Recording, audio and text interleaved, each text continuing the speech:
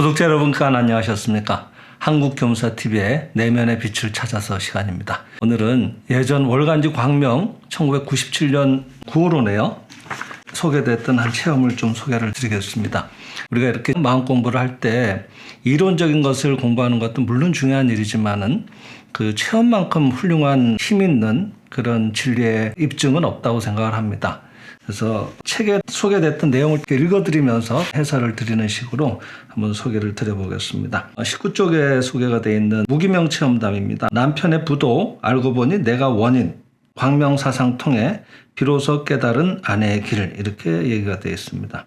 이분은 갑상선염이 왼쪽 목에 계란알만큼 정도의 크기로 있었다고 하셨고, 또 편의 부도 문제로 인해서 경매 직전에 집을 어떻게 처리해야 되느냐 굉장히 힘들었던 분인데 한번 내용을 들어보시죠. 저는 3년 전 왼쪽 목에 갑상선염 때문에 달걀 크기만한 혹을 달고 삶에 대한 의욕을 완전히 잃어버린 채 광명사상을 안내하는 곳을 찾았습니다. 만약 제가 그때 광명사상에 접하지 못했었다면 지금도 저는 제 잘난 맛에 빠져서 남편을 무능력한 사람으로 심판하며 불행을 향해 달려가고 있었을 것입니다. 어떤 얘기인지 한번 들어보죠.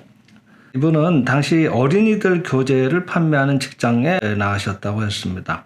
남들이 부러워할 만한 실적을 올려서 이 정도면 주부로서 직장인으로서 성공한 것 아닌가 이렇게 자만하고 있었다고 하는 겁니다. 언젠가부터 집안에서 남편과 자신의 위치가 바뀌어가는 것을 느끼게 됐다고 하는 겁니다. 신혼 초에는 뭐든지 남편을 중심으로 순진했던 그런 마음은 어느 틈엔가 사라지고 자신의 사회적 지위가 높아지기 시작하면서 좀 더 능력 있는 남편을 만나더라면 좋지 않았을까 하는 생각이 들 정도였다고 하는 겁니다. 근데 이제 그런 생각이 광명사상에 접하기 전까지는 얼마나 진실에서 벗어난 생각인가 하는 것을 몰랐다고 하는 거예요. 문제는 그런 생각을 갖고 생활하는 중에 마른 하늘에 날벼락이 치는 것과 같은 일이 생겼다고 하는 겁니다. 알고 봤더니 남편이 자신에게는 이런 방구 상의도 없이 형부와 손을 잡고서 사업을 벌이고 있었던 겁니다. 근데 그 사업이 위기에 몰리면서 부도 위기에 처한 것입니다. 그래서 애써 장만했던 집까지 저당을 잡혀가면서 일을 벌였던 거예요. 너무너무 충격을 받아서 이 부인은 응급실에 3차례나 실려갔다고 했습니다. 그 충격이 얼마나 컸는지는 아마 이런 내용을 들어도 짐작이 되실 겁니다. 남편과 형부, 언니에 대한 미움, 분노, 배신감에 저는 치를 떨었고, 특히 감당도 못할 사업을 벌인 남편만 보면 저렇게 무능한 사람을 남편이라고 믿고 함께 살았다니 나는 정말 불행한 사람이다, 이렇게 한탄이 나왔다고 하셨습니다. 문제는 이제 그런 와중에도 생계를 위해서 직장을 계속 다녀야 했고, 지친 몸을 이끌고 집에 들어오면은 풀이 죽은 남편 모습을 보면 화가 더 났다고 하는 거예요. 그래서 남편을 미워하기 시작하자 그다음부터는 만사가 다 밉게 보이는 거죠. 마침내 한번 자리에 누우면은 마치 그 누운 자리 밑에서 누군가 잡아당기는 것 같이 몸이 무겁게 느껴지기 시작하면서 일어나기가 힘들게 됐다고 합니다. 그리고 이제 그 무렵부터 왼쪽 목에 갑상선 쪽에 혹이 부풀어 오르기 시작했다고 하는 겁니다. 병원 갔더니 갑상선염이라고 하는 거예요. 여러분, 갑상선이라고 하는 건 그 병원에서도 감정의 기관이라고 얘기를 합니다. 우리 인체는 소우주라고 해서 이 우주가 갖고 있는 음양의 원리, 음양의 조화 속에서 모든 것이 생성되고 일어나고 있다고 하는 것, 이런 것들을 몸에도 나타내고 있다고 하지 않습니까? 좌측이라고 하는 것은 양의 기운을 갖고, 대체로 남성은 양의 기운을 갖고 있다고 하니까 남편에 대한 화난 마음, 부푼 마음, 이런 것들은 감정을 나타내는 갑상선 같은데 특히 좌측에 이렇게 부풀어온 모양으로 일어나오기가 좋은 거죠. 그만큼 화가 많이 났다고 하는 겁니다. 근데 그 무렵 친구분이 광명사상을 안내하는 저희들 단체를 소개를 해주셨던 거예요. 도움이 될 테니까 꼭 가보라고 하면서 안내를 해줘서 찾아오셨는데, 상담을 받다 보니까 지도하시는 강사분이 당신은 지난날 감사해야 될 분들에게 화내고 원망했던 마음이 그 갑상선염으로 나타나온 것이니까 그분들에게 화내서 죄송했습니다 하고 오히려 참여하고 감사하면 금세 좋아진다 하고 쉽게 얘기를 하는 겁니다. 그러니까 이분은 어이가 없죠. 내가 그 사람들한테 지금 감사를 하더니 말도 안 된다. 오히려 그들이 나에게 감사를 해도 지금 시원찮은데 그들이 나한테 감사하는 게 순서가 아닌가 하는 생각이 반사적으로 튀어 올라왔다고 하는 겁니다. 이게 지극히 상식적인 생각입니다, 여러분. 그렇지 않습니까? 잘 지내고 있던 가정에 파탄을 불러온, 또 자신에게 전혀 상의도 없이 집까지 저당을 답힌 남편이나 형부나 언니나 이런 분들이 오히려 사과를 하는 게 우리는 상식이라고 생각을 합니다. 진리의 세계는 상식하고는 좀 다릅니다, 여러분. 뭐든지 우리들 마음에서 비롯되는 것이고 일어나오는 일은 우리들 마음을 보여주는 것이라는 측면에서 뒤에 얘기를 들어보시면 그 말씀이 이해가 되시리라고 생각을 합니다. 그래서 이제부터 강당에 가서 감사행을 한번 해보세요 하고 안내를 받고 이제 감사행을 하는데, 분이 옆에서 흐느끼면서 이렇게 감사행하는 모습에 감동을 해서 나도 한번 해보자 하고 감사합니다는 말을 하고 있는데, 정말 쉽게 그런 차올랐던 분노라고 할까? 이런 것들이 사그러들더라고 하는 겁니다. 아, 그것이 참 여기에 뭔가 있구나 하고 이제 이분이 그다음부터 생각을 하게 됐죠. 그러고 이제 틈만 나면은 수시로 나와서 이렇게 수행을 하시게 됐는데, 이분이 그 다음에 하나둘 이렇게 깨닫게 된 게 뭔가 하면요. 여러분, 이런 게 중요한 겁니다. 체험담에서 어떤 결과물이 나와서 뭐 병이 나아졌다든지 뭔가 일이 해결됐다든지 이런 데만 우리는 관심을 갖기가 쉽지만은, 터닝 포인트라고 할까요? 그 좋아지게 될 때는 마음의 변화가 선행하고 있거든요. 이분의 마음에 어떤 변화가 있었는가 하는 것들이 여기 나옵니다. 한번 잘 들어보시죠. 매일 나오면서 하나둘 지난날 자신이 얼마나 잘못돼 있었던가 하는 것에 눈뜨게 되었습니다. 이런 게 대단히 훌륭한 겁니다. 상대를 바꾸려고 우리들은 마음을 쓰고 수행을 하는 경우가 많은데, 내가 이렇게 수행하면 그 사람도 좋아집니까? 이런 얘기들을 하시는 경우가 많거든요. 질문을 하시는 거 보면은.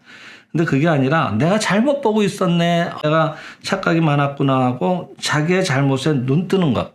그래서 자기를 질책하라는 게 아니라 진짜의 훌륭한 자기에 눈 뜨고 진짜의 훌륭한 상대에 눈 뜨는 과정을 말하는 것입니다.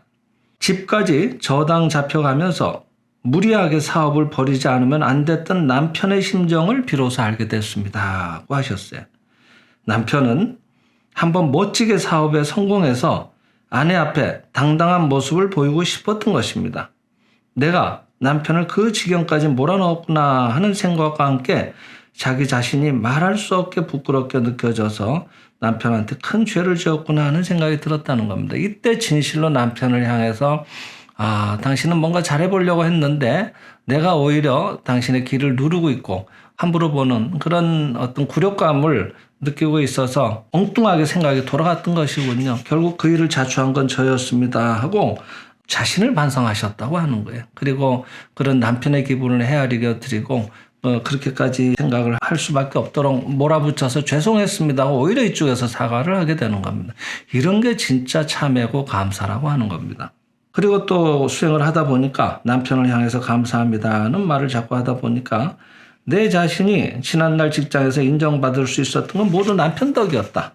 돌이켜보면은 남편은 직장일로 저의 귀가가 늦어져도 한 번도 불평한 일이 없었다고 하는 겁니다. 근데 이 진리를 알기 전까지는 그런 남편의 모습을 보며 내가 더 많이 벌고 인정받고 있으니까 좀 늦는 것도 당연한 거 아닌가 이렇게 생각을 하셨다는 거예요. 근데 그런 일들이 참 배려가 있고 고마운 일들이었구나 하는 걸 마침내 알게 되는 거죠. 그러니까 감사를 자꾸 하고 있다 보면은 마음이 섬세해지거든요. 그럼 굉장히 세세한 것까지 고마운 것들이 느껴져 오기 시작합니다. 이런 것들은 해보지 않고서는 알기가 어려운 일이죠. 이렇게 자신의 심정에 변화가 생기자 일어나온 일은 유심소연이라고 했으니까요. 마음이 바뀌면은 그 다음에 결과물도 달라지는 거예요. 일어나온 일은 우리들의 마음의 그림자라고 하지 않습니까? 그림자라고 하는 건 실체가 있는 것처럼 우리는 늘 생각하지만은 빛이 거기 아직 안 드러나온 걸 말합니다. 그러니까 빛이 드러나오면은 그림자라는 거는 본래가 존재하지 않는 거니까. 즉, 그림자에 해당되는 병, 불행이라고 하는 건 본래가 존재하는 것이 아니니까 내 마음의 빛이 회복되고 진리가 거기에 살아나오고 생명이 약동하기 시작하면 어떤 부조한 일도 좋아지기 시작하는 겁니다. 이렇게 자신의 심정의 변화와 함께 모든 일이 원만하게 해결되기 시작했습니다. 경매에 넘어갈 위기에 처했던 집 문제가 친정아버지의 도움으로 해결됐고, 이것도 해결해 주시니까 해결이 된 거지 나는 못 도와주겠다고 하는 경우도 있지 않습니까? 근데 자청해서 친정아버지께서 그건 이렇게 해보자 하라고 또 도와주시는 거예요. 그것도 이쪽이 마음이 순진해지고 진리에 부합하는 그런 조화로운 마음이 되니까 이런 일들도 일어나오지 않겠나 생각을 합니다. 그리고 남편은 이제 다시 회사원으로 복귀를 했는데 정말 믿음직한 남편의 모습으로 역할을 잘 하시게 됐다고 하는 겁니다. 그리고 내가 남편을 가장으로서 존중해주는 그런 아내의 모습으로 돌아가자 자녀들의 마음도 굉장히 안정을 찾게 됐다고 하는 겁니다. 여기에 자녀에 대한 얘기는 세세하게는 나와 있지는 않습니다만은 이렇게 부부가 조화롭지 못하고 정신적으로 갈등을 겪고 있으면요. 그것은 자녀들은 그 부부라는 나무 밑둥에 매달린 열매와 같은 존재라서 밑에 밑둥이 늘 흔들거리면 여러분 열매가 얼마나 불안하겠습니까? 그러니까 제대로 커 나가기가 어려운 겁니다. 그래서 집안이 이렇게 조화롭지 못할 때 자녀들이 뭔가 말썽을 일으키거나 안 좋은 쪽으로 빠지는 이런 일들이 왕왕 있습니다. 그리고 문제는 이제 목의 혹인데 어느 날 문득 생각이 나서 들여다보니까 흔적도 없이 사라진 거예요. 여러분 달걀 크기만 하다고 하면 얼마나 큰 겁니까? 보기에도 이렇게 표시가 금세 나지 않았겠습니까? 근데 감사하는 생활에 집중하다 보니까 그 생각을 별로 안 하게 된 거죠. 문득 보니까 사라져 있더라고 하는 겁니다. 참 묘하죠? 딱히 뭐 거기에 대한 집중 치료를 한 것도 아닐 텐데 그냥 마음이 바뀌자마자 사라지는 겁니다. 이런 것들이 여러분 진리라고 하는 겁니다. 우리 몸은 우리들의 마음이 드려진 그림자와 같다 이렇게 보시면 됩니다. 거기에 어떤 문제가 일어나더라도 너무 당황하시지 말고 내 마음을 훌륭한 자리에다만 갖다 놓으시기만 하면은 우리의 몸은 원래 건강한 것이 본래 모습이기 때문에 최상의 상태로 드러나온다고 하는 겁니다. 그리고 제 마음이 바뀌자 연락을 끊고 지내던 언니가 갑자기 집을 찾아와서 저절로 화해가 되기도 했습니다. 그러니까 원망하는 마음이 없고 모두를 예배하고 감사하는 마음이 되니까 저절로 훌륭한 일들이 거기에 드러나오기 시작하는 겁니다. 그래서 감사하면 모든 것이 조화로워지는구나 하는 것을 실감했다고 적고 계세요. 그리고 이제 마지막에 형부 미처 해소하지 못한 그런 원망스러운 마음이 좀 있었다고 하는 겁니다. 근데 그 형부가 당뇨병 합병증이죠. 다리를 절단하지 않으면 안 되게 됐다는 얘기를 듣고 문병을 가신 거예요, 이분이. 근데 자기도 모르게 문병을 하는 중에 형부의 다리를 손으로 이렇게 강하게 잡으면서 뭔가 형부를 살리고 싶다는 생각이 그렇게 들더래요. 그러면서 자기도 모르게 형부 다리에 감사하세요 이렇게 얘기를 했다고 하는 겁니다. 자신은 감사하는 마음으로 모든 것이 훌륭해졌으니까 형부도 그렇게 하면 좋아지지 않겠나는 마음이 자기도 든 거죠. 자기도 모르게. 그때 그 말을 하면서 나는 진실로는 형부를 사랑하고 있었구나. 언니를 사랑하고 있었구나. 이게 내 본심이었구나 하고 깨달았다는 겁니다. 그리고 돌아서는데 형부가 자신을 향해서 나지막하게 감사합니다 하고 한마디 말로 그간의 모든 두 분 사이에 얽혔던 문제가 다 풀어졌다고 하는 겁니다. 눈 녹듯이 사라져가는 것을 느낄 수 있었습니다. 이렇게 적고 계시네요. 그 뒤 형부는 합병적으로 끝내 영계로 가시긴 했습니다만은 그 형부에 대해서 제가 사랑의 세계에 눈 뜰 수 있도록 도와주셨던 관세음보살의 역할을 다하고 가셨다고 믿고 감사드리고 있습니다. 또 이런 얘기도 적고 계시네요. 실상을 예배하고 감사하며 사는 삶이 얼마나 존귀하고 행복한 삶인가 하는 것을 깨닫자 직장에서 고객을 대하는 제 태도에도 변화가 생겼습니다. 이전에는 단지 실적을 올릴 대상으로밖에 보이지 않던 고객들이었는데 이제는 한 분 한 분에게 정말로 최상의 상품을 권해드리자는 열의가 생기고 업무 자체도 즐거워졌습니다. 그러자 직장 생활의 보람도 커졌을 뿐 아니라 영업 실적도 제 자신이 놀랄 정도로 향상돼 전국 3등까지 올라갔습니다. 요즘 저는 그 어느 때보다도 큰 기쁨을 느끼고 있습니다. 그리고 남편에게 아내 된 자는 남편에게 정말로 순진하게 되었을 때 비로소 행복을 느낀다는 것을 자각했기 때문입니다.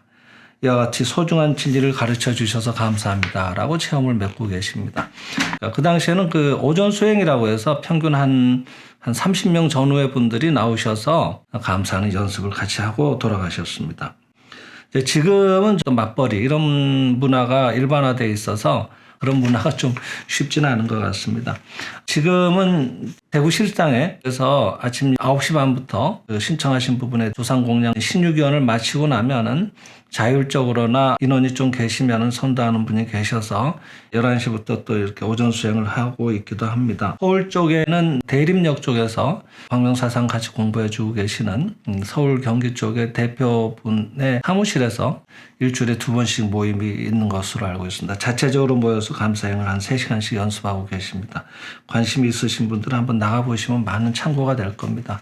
거기에서 이렇게 수행을 하면서 좋아지신 분들의 얘기가 많이 있기 때문에 혼자 하는 수행보다는 이렇게 모여서 하는 게 굉장히 좋거든요. 그래서 일단은 마음을 열기도 좋고 또 몸에 익히는 데까지도 굉장히 혼자서는 좀 부담스러운데 쉽게 몸에 익히게 되죠. 여러분 이런 오늘의 체험을 한번 바탕으로 해서 유사한 문제를 겪고 계시는 분들은 한번 참고해 보시기 바랍니다. 많은 도움이 되리라 생각을 합니다. 이상으로 마치겠습니다. 감사합니다.